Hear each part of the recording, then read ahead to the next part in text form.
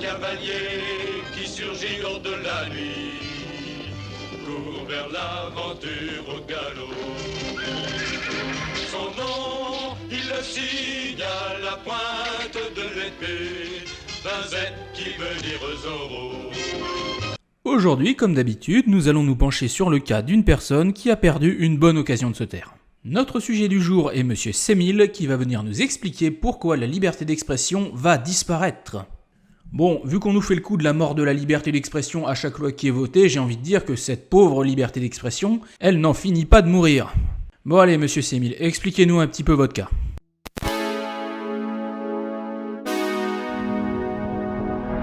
Eh bien, après 2 mois de guerre, c'est pas comme ça qu'on avait imaginé la libération. Bon alors excusez-moi monsieur, mais les 2 mois de confinement qu'on vient de passer, c'était pas la guerre. Vous avez passé 2 mois assis dans votre canapé chez vous. C'est pas exactement la même chose que les tranchées de Verdun, sans méchanceté aucune. Bon, par contre, ça permet à nos spectateurs de pouvoir se faire une idée de la valeur des propos de notre invité du jour. Il a en effet peut-être une certaine tendance, voire une tendance certaine, à exagérer. Enfin bon, qu'est-ce qu'il a à nous raconter, ce bon monsieur ? Eh bien, il se pourrait que cette vidéo, si celle-ci, soit ma dernière. Ah bon, vous avez trouvé un travail ? Oui, car à l'heure où j'écrivais cet épisode, c'est-à-dire hier, mercredi 13 mai 2020, allait se voter la loi Avia qui vient lutter contre la haine sur Internet. Ah, donc ce n'est pas parce que vous avez trouvé une activité utile à la société que vous arrêtez vos vidéos. C'est parce que vous pensez que vos vidéos sont à caractère haineux. Bon, bah très bien. Au moins, c'est assumé. Bon, mais qu'est-ce qui vous embête dans cette fameuse loi ? Bref, par ailleurs, nulle part n'est mentionné, n'est précisé la définition du terme haine. Bon, monsieur, vous êtes un gilet jaune, donc je comprends bien que allumer votre cerveau n'est pas une hypothèse envisageable.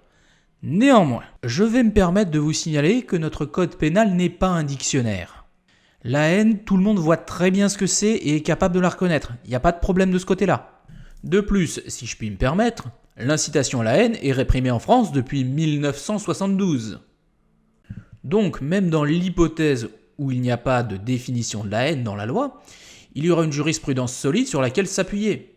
Sans trop entrer dans le détail que tu retrouveras en lien et en source sous la vidéo, l'article 1 de la loi Avia va tout bonnement donner à la police le pouvoir de décider toute seule, sans enquête ni juge, de qualifier de haineux ou de terroriste un contenu sur Internet. Bon, eh bien, au moins maintenant nous sommes sûrs que vous n'avez pas lu la loi contre laquelle vous vous insurgez. Premièrement, non, cette loi n'est pas en source. Tout ce qu'il y a dans vos sources, ce sont des articles de journaux, comme vous pouvez le voir sur ce que je vous affiche en ce moment. Bon, l'article 1er de cette fameuse loi, je vous l'affiche en ce moment. Vous pouvez constater que ça n'a strictement rien à voir avec ce que nous raconte monsieur. Cet article 1er dit tout simplement que les plateformes en ligne ont l'obligation de supprimer les contenus haineux, et que si elles ne se conforment pas à cette obligation, eh bien le CSA peut les sanctionner. Et d'appliquer la sentence en 1 heure chrono, c'est-à-dire de faire supprimer, censurer le contenu en question et d'interpeller son ou ses auteurs. Bon ben ça c'est pas vrai non plus, je vais juste me permettre de lire. Les opérateurs de plateformes en ligne sont tenus de retirer ou rendre inaccessible dans un délai de 24 heures après notification tout contenu contrevenant manifestement au 5e et 6e alinéa de l'article 24. Donc en résumé, il n'est pas du tout question d'arrêter un contrevenant quel qu'il soit. Il est question de supprimer un message, et il n'est pas question d'1 heure, mais de 24 heures après qu'on ait signalé un problème. Bon, vous me direz 1 heure ou 24 heures, dans tous les cas c'est court. J'ai envie de vous dire que si vous avez besoin de 24 heures pour savoir si un message est haineux ou pas, vous n'êtes pas très malin, excusez-moi de le dire. Et dans tous les cas, de toute façon, ça n'a rien à voir avec ce que nous raconte Monsieur Semil. On nous prépare déjà l'esprit, à nous toutes et à tous, à ce monde d'après, là, fort réjouissant, où déjà les opposants au pouvoir sont déjà qualifiés de trolls haineux, voire carrément de terroristes. Bon alors jusque-là, Monsieur Semil nous avait dit des choses qui étaient factuellement fausses. Mais maintenant, Monsieur Semil va nous expliquer son délire de persécution. Bon alors comment est-ce que vous le justifiez que les opposants politiques, comme vous dites, sont persécutés ? La loi Avia est inédite de violence. Oui, enfin, sauf que des pimpins dans votre genre nous expliquaient la même chose des 50 lois précédentes. Donc peut-être qu'au bout d'un moment, c'est pas la nouvelle loi qui est violente, mais les lois précédentes qui étaient un peu mollassonnes. C'est une hypothèse. Mais ce n'est pas la première, ce n'est pas la seule. Elle s'ajoute à une liste bien trop longue de mesures liberticides, de législations passées dans le droit commun, comme l'état d'urgence, en 2015. Ah, et voici ces fameuses 50 lois dont je parlais. Bon, la petite difficulté, c'est que ce monsieur ne en va en citer qu'une, tout simplement, très probablement parce qu'il est incapable de citer les autres. Parce que vous comprenez, nous sommes face à des lois qui sont tellement répressives, tellement limitatives pour les libertés publiques, que ça vaut pas la peine de se rappeler de leur nom. C'est soit ça, soit ce monsieur fait une montagne d'une taupinière. Je vais quand même me permettre de rappeler qu'au début de la vidéo, il a expliqué que passer 2 mois assis dans son canapé à manger des chips, c'était faire la guerre. Enfin bon, pourquoi est-ce qu'elle poserait problème ces fameuses lois ? Qui permettent de donner le pouvoir, encore une fois, à la police sans passer par la justice indépendante pour brider la liberté de citoyens et citoyennes en France. Eh bien, cette loi Avia, bref, ce cocktail liberticide général en France... Bon, le cocktail liberticide que vous nous décrivez, on a vu que vous n'êtes pas embêté à le lire. D'accord ? Donc, vous savez pas ce qu'il y a dedans. Du coup, nous expliquer que c'est liberticide, c'est peut-être un petit peu audacieux. Vient lourdement s'attaquer à notre liberté d'expression et donc à la structure même politique et sociale de notre pays, à son ADN. On va quand même se permettre de rappeler que très concrètement, cette loi, elle vise à empêcher les gens de s'insulter sur Internet. Alors, ce monsieur est en train de nous expliquer que l'ADN des Français, c'est de s'insulter les uns les autres de manière anonyme. Bon, je l'aurais pas tenté celle-là, J'ai personnellement déjà été agressé par la police en pleine rue alors que j'exerçais mon droit de manifester dans le calme à Lyon en mars 2019. Alors là, je vais me permettre un petit correctif. Vous étiez en train de participer à une émeute des Gilets jaunes, très probablement en train de détruire du mobilier urbain, et en conséquence, les CRS ont fait le nécessaire pour rétablir l'ordre. J'ai été envoyé aux urgences, blessé gravement par cette police. Non mais là, vous foutez de notre gueule, monsieur. Il y a marqué choc psychologique sur votre certificat médical, en admettant que ce soit un vrai, Donc ça veut dire que les médecins n'ont pas pu constater de blessures physiques. J'ai même subi des intimidations, des pressions manifestes. Alors quand vous parlez de pression, vous parlez de la bière en fait. Petit élément de contexte, sur la chaîne de Monsieur Sémile, on peut trouver des vidéos où on le voit participer à un rassemblement des Gilets jaunes.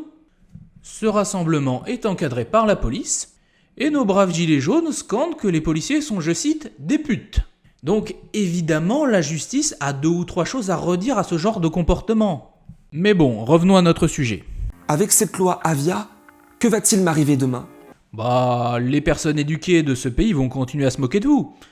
À l'instar des lois et tentatives d'un gouvernement pour museler ou contrôler la presse, il faut tuer dans l'œuf aujourd'hui ce qui menace clairement nos lendemains libres. Ce n'est pas une blague, ni une exagération. Monsieur, depuis le début de votre vidéo, vous avez systématiquement exagéré absolument tous vos propos. On voit là, ensemble, clairement, en temps réel, qu'une situation exceptionnelle, qu'un incident de parcours tel cette crise sanitaire, qui ne sort pas de nulle part, qui résulte d'un système civilisationnel précis... Voilà autre chose, maintenant on parle du Covid. Et ce serait le système civilisationnel qui aurait produit cette fameuse maladie. Mais excusez-moi, je vous ai interrompu. Mêlé à la peur qu'elle engendre légitimement, permet de faire un bond de géant dans l'instauration de mesures liberticides qui n'étaient même pas imaginables il y a 3 mois de cela. Si vous parlez du confinement, c'est une mesure qui existe dans la loi depuis au moins 2009. Pourquoi 2009 ? Tout simplement parce qu'un confinement avait été très sérieusement envisagé lors de la crise du H1N1. Du coup, les 3 mois deviennent 10 ans, et encore une fois, monsieur nous a dit des bêtises. C'est assez incroyable en fait. Depuis le début de sa vidéo, je crois qu'il n'a pas réussi à dire quoi que ce soit de vrai. Ne serait-ce que par accident. C'est impressionnant quand même. Mais des situations exceptionnelles, des crises, des incidents de parcours, c'est le propre de la vie.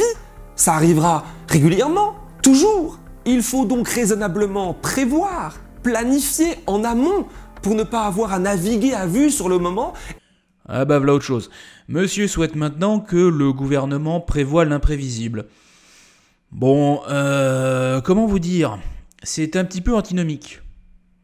Et si vous savez pas ce que ça veut dire, ouvrez un dictionnaire. Et à la première épreuve venue, s'abandonner au naufrage totalitaire et dictatorial pour une sécurité illusoire. Ah, c'est terrible. Et puis d'ailleurs, on sent tellement d'oppression à vous voir là, tranquillement, chez vous, bien nourri, en train de raconter vos sornettes. Puis ensuite on tombe sur vos vidéos où vous traitez les CRS de putes, et on se dit, mon Dieu, mais nous vivons vraiment dans une dictature horrible. L'instauration de la 5G. Alors, je me permets de vous rappeler que le sujet de votre vidéo, monsieur, c'est la loi Avia. La 5G n'a aux dernières nouvelles rien à voir, on est d'accord. Bon, on va écouter quand même, on aura peut-être une bonne surprise. Et de l'idée que le futur sera ultra connecté est une menace liberticide réelle. Oh là là là là. Bon, je me doutais bien que vous alliez pas dire quelque chose d'intelligent, monsieur, mais là, c'est franchement stupide. Non, enfin, l'image du chien robot que tu vois ici n'est pas issue d'un célèbre épisode de Black Mirror, non, hein, mais est devenue bel et bien la réalité à Singapour. À l'instar des drones malheureusement désormais communs, ce chien robot développé par les USA rôde dans les parcs et la ville en totale autonomie pour faire respecter les dispositions autour du Covid. Ah, eh bien on a tous hâte de connaître ces futures mises à jour. Bon, monsieur est un gilet jaune, il est donc très probablement imbibé plus ou moins en permanence, et c'est pour ça qu'il raconte n'importe quoi. Quel est le rapport entre un chien policier robot à Singapour et la loi Avia en France ? C'est une question à laquelle nous n'aurons pas de réponse. Quoi qu'il en soit, l'instauration de force, on le voit partout, de ces antennes 5G. Ah bon, ah bah voilà autre chose. Alors moi je savais même pas que ces fameuses antennes 5G, elles étaient en train d'être installées. Je vous avoue que ça m'intéresse pas et j'ai pas le sentiment non plus que ça intéresse grand monde. Et la seule opposition à l'installation de ces antennes que j'ai pu trouver, c'est une pétition qui a réuni 60 000 signatures environ. Autrement dit, rien du tout.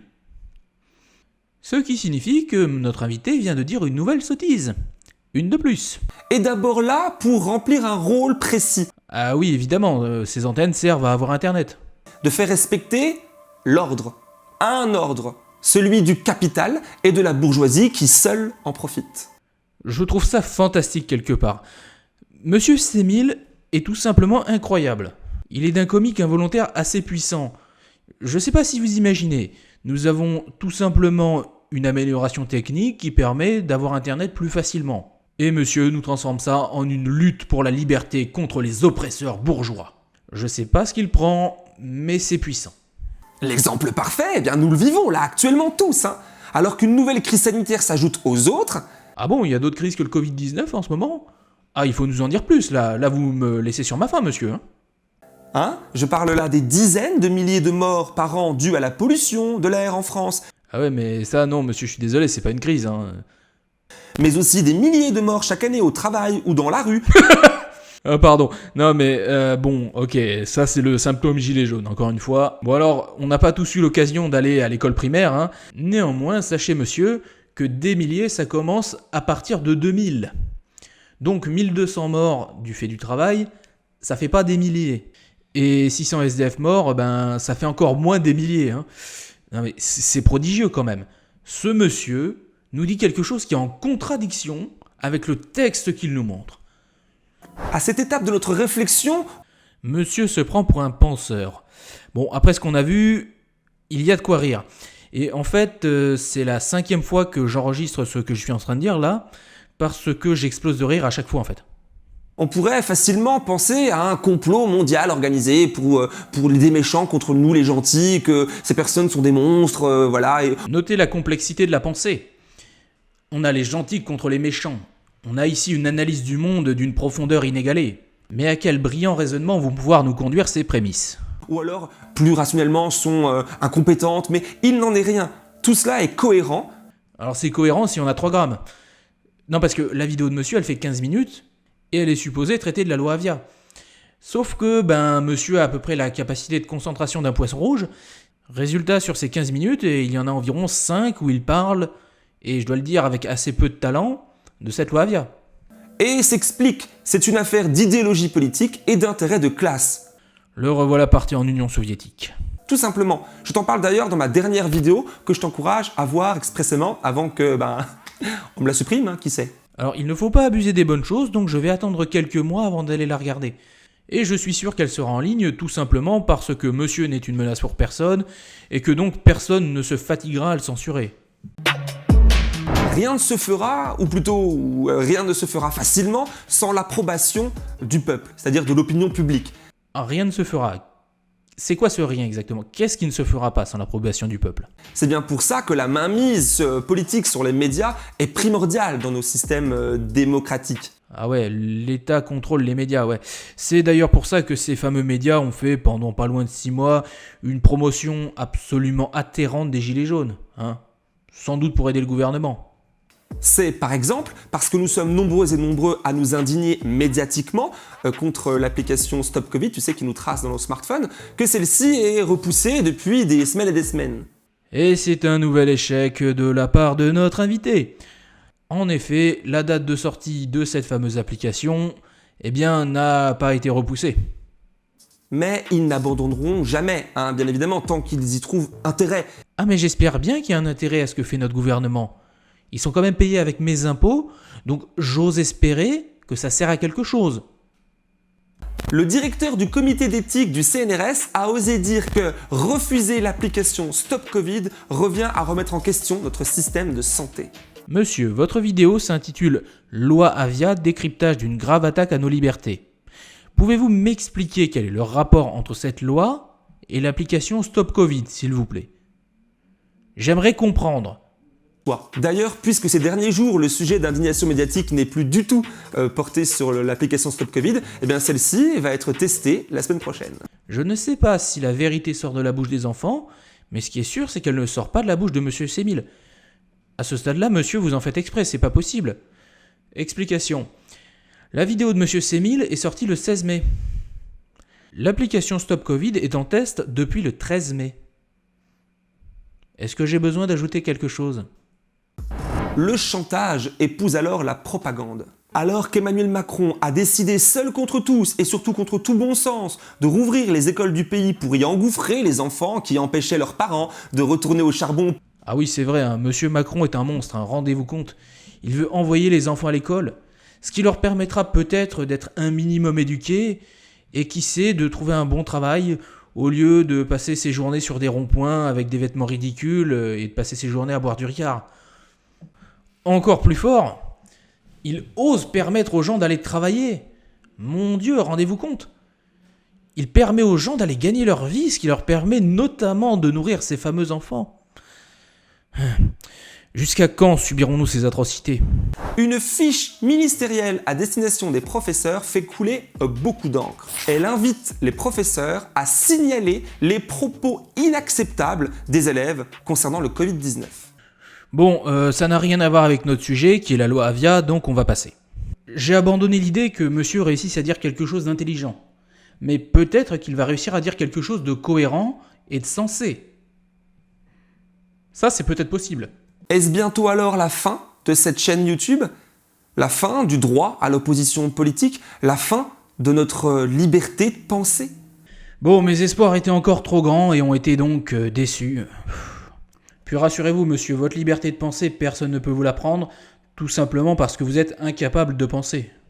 Rien n'est certain. Ah si, monsieur, excusez-moi, mais il suffit de regarder 5 minutes de vos vidéos pour être totalement certain qu'il ne se passe rien dans votre tête. Et évidemment, à mesure que nos libertés et que le terrain légal de lutte se réduit comme peau de chagrin, notre devoir d'action pour la justice doit grandir. Et j'imagine que par action, vous voulez dire faire des vidéos YouTube. Nous allons donc pouvoir avoir le plaisir de nous payer une bonne tranche de rigolade devant d'autres chefs-d'œuvre de votre part. Moi, ça me va. Et finir, je l'espère, par déborder, dépasser du cadre. En tout cas, pour l'heure, c'est la fin de cette vidéo qui, j'espère, t'aura été utile. Alors, merci beaucoup. Je vous confirme que votre vidéo a été extrêmement utile. Grâce à vous, j'ai pu puissamment muscler mes zygomatiques. Agréable, pas sûr. Là aussi, je suis d'accord avec vous. Votre vidéo était aussi agréable à regarder qu'un chevreuil crevé sur le bas-côté de la route. Bon, un peu plus sérieusement, que nous apprend la vidéo de Monsieur Semil ? Eh bien, en premier lieu, qu'il y a des gens sur YouTube qui racontent n'importe quoi. Ça, normalement, à peu près tout le monde est au courant. Je vais insister sur le terme « normalement ». Lorsqu'on regarde le ratio like-dislike de cette vidéo, on se rend compte que la plupart des gens semblent avoir apprécié cette vidéo. Et quand on lit les commentaires, on se rend compte que la plupart des gens semblent trouver que ce que dit Monsieur Semil est sensé, voire même intelligent. Et là, on a un problème. Parce que ces gens vont se mettre en danger. Parce que M. C1000 incite notamment à détruire les drones de la police, qui risquent de ne pas vraiment apprécier la plaisanterie. Donc mon conseil pour clôturer cette vidéo sera d'éviter de gober tout ce que racontent les gens sur internet. Ça vous évitera des embêtements. Sur ce, bonne journée. Renard rusé qui fait sa loi. Zorro, vainqueur, tu les as chaque fois.